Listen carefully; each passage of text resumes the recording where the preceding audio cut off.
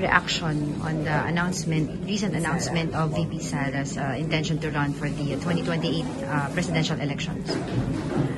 Maaga ang pag-announce ni Sara Duterte at merong mga experiences tayo or sa kasaysayan natin, nakita natin kung anong kinauwian ng ibang mga maagang nagdeklara o kaya front runners ng panimula. Ako maalala ko si Jojo Binay, Grace po. Tingnan natin kung anong kalalabasan ng kanya.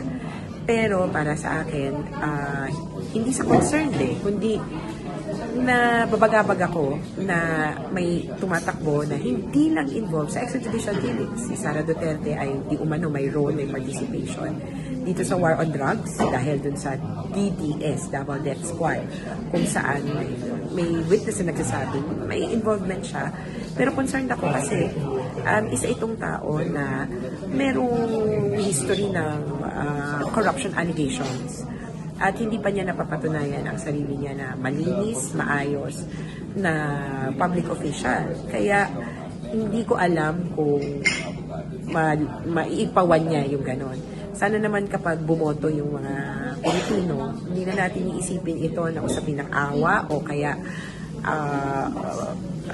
parang Consuelo de Bobo o kung ano man. Sana isipin natin ano yung merits ng tao. Ano ba ang nagawa o hindi nagawa ni Sara Duterte. Kasi so far, nakikita ko pa lang na malaking issue patungkol sa kanya ay corruption at extrajudicial killings. Wala akong nakita pa na substantial na ambag niya maliban sa nakikita kong OVP buses.